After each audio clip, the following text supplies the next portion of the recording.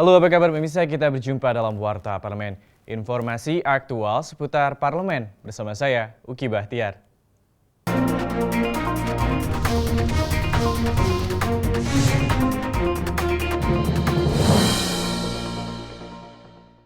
Pemirsa, informasi pertama datang dari Komisi 2 DPR RI yang meminta agar pasangan calon yang akan bertarung dalam pilkada serentak tidak melakukan kampanye terlebih dahulu sebelum ditetapkan KPU sebagai peserta yang akan maju dalam pilkada serentak, apalagi menggunakan fasilitas negara ataupun juga APBN dan juga APBD. Berikut kita saksikan informasi selengkapnya. Komisi 2 DPR RI ingin pasangan calon pilkada serentak tidak melakukan kampanye terlebih dahulu sebelum ditetapkan KPU sebagai peserta yang akan maju dalam pilkada serentak, apalagi menggunakan fasilitas negara ataupun anggaran negara atau daerah. Menjelang pelaksanaan pilkada serentak, anggota Komisi 2 DPR RI Yandri Susanto mengharapkan para calon kepala daerah tidak melakukan kampanye sebelum ditetapkan oleh Komisi Pemilihan Umum. Yandri menyesalkan banyaknya pasangan calon pilkada serentak yang telah melakukan kampanye di lapangan secara masif dengan melakukan kegiatan pemerintahan, namun diikuti dengan kampanye terselubung. Yandri menekankan jangan sampai dana APBN atau APBD disalahgunakan oleh petahana. Banyak sekali pemasangan billboard, iklan di koran, di televisi, yang itu selama ini menggunakan anggaran negara, anggaran APBD bahkan. Mungkin PKPU ataupun undang-undang perlu kita sempurnakan dengan memasukkan bahwa tidak boleh selama proses menuju ke kampanye yang resmi itu pasangan calon melakukan kampanye secara terselubung. Sementara itu, anggota Komisi 2 DPR RI Sirmaji menyatakan apa yang dilakukan pasangan calon pilkada serentak, baik sosialisasi dan kegiatan apapun, merupakan hal yang wajar dan sah, mengingat para pasangan calon belum ditetapkan oleh KPU sebagai pasangan calon yang akan berlaga dalam pilkada serentak. Ya, kalau menggunakan fasilitas negara sejauh untuk menjalankan fungsi dan tugasnya dan telah terprogram secara jelas, itu tidak masalah. Kan mereka belum masuk ke wilayah sebagai pasangan calon. Rohim Nugraha, TVR Parlemen, melaporkan. Informasi selanjutnya datang dari Badan Anggaran DPR RI bersama dengan pemerintah menyepakati penambahan anggaran belanja untuk beberapa kementerian dan juga lembaga yang terkait dengan pembangunan infrastruktur dan juga program jaminan sosial untuk masyarakat. Seperti apa liputannya? Berikut kita saksikan bersama-sama.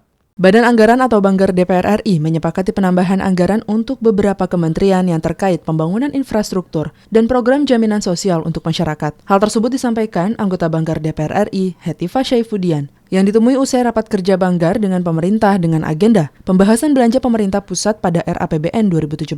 Adapun kementerian yang mendapatkan penambahan anggaran diantaranya Kementerian Sosial, Kementerian PUPR, Kementerian Perhubungan, serta Kementerian Ketenagakerjaan. Hetifah menambahkan dengan adanya penambahan anggaran ini diharapkan dapat mendorong percepatan program-program prioritas pemerintah di masing-masing kementerian tersebut secara efektif, efisien, dan tepat sasaran. Dengan perekonomian nasional yang belum stabil, dibutuhkan program kerja yang tepat untuk terus mendorong pergerakan perekonomian masyarakat. Kita juga sangat menghargai upaya keras pemerintah untuk memperbaiki atau menyempurnakan database. Karena saat ini di samping pembangunan infrastruktur, hal yang paling penting bagi pemerintah adalah terkait dengan program-program pemberian jaminan sosial. Maka berbagai bentuk subsidi ataupun jaminan sosial itu harus dijamin tepat sasaran. Nah, karena itulah maka kami senang bahwa hal itu juga tadi dikemukakan di dalam presentasi dari Dirjen Anggaran.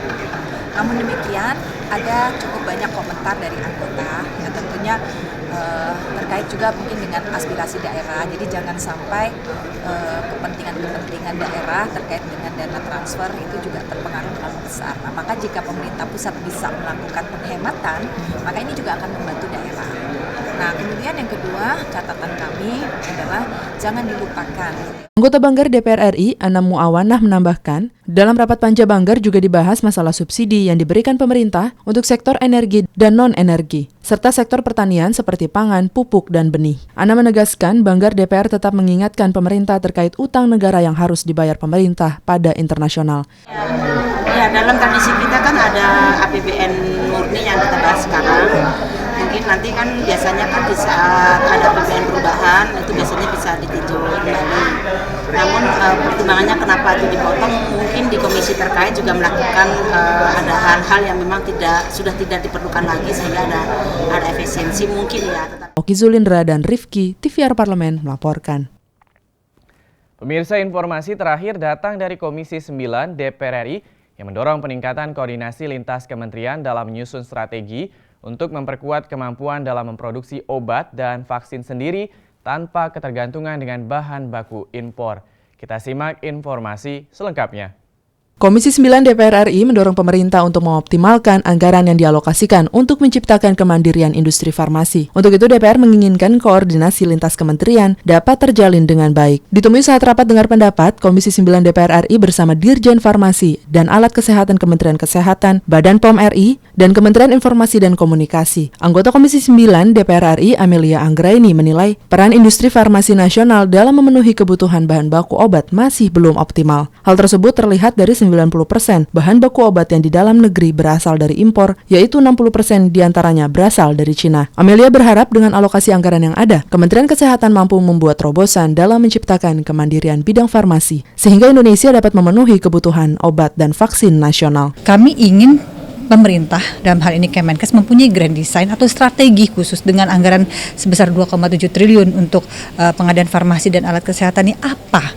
Bagaimana cara Indonesia ke depan bisa mandiri dalam hal memproduksi bahan baku obat. Sementara itu, anggota Komisi 9 Irgan Hairul Mafis menginginkan Badan Pengawas Obat dan Makanan atau Badan POM untuk memperketat pengawasan terhadap peredaran bahan baku obat dan vaksin yang beredar di Indonesia, terutama bahan baku impor yang sangat mendominasi. Untuk memenuhi ketersediaan kebutuhan dan obat nasional, Irgan mendorong adanya koordinasi lintas kementerian dalam menyusun strategi untuk memperkuat kemampuan dalam memproduksi obat sendiri, tanpa adanya ketergantungan dengan bahan baku impor. Ya, kita minta ini koordinasi lintas kementerian dan lembaga, Kementerian Kesehatan, Badan POM, katakanlah pabrik-pabrik obat, farmasi, ya, industri vaksin, kemudian juga stakeholder lainnya, semua untuk bisa bekerja sama agar kita punya kemampuan untuk bisa memproduksi obat sendiri tanpa tergantung bahan bakunya dari luar negeri. Helmi Darmawan dan Denus, TVR Parlemen melaporkan.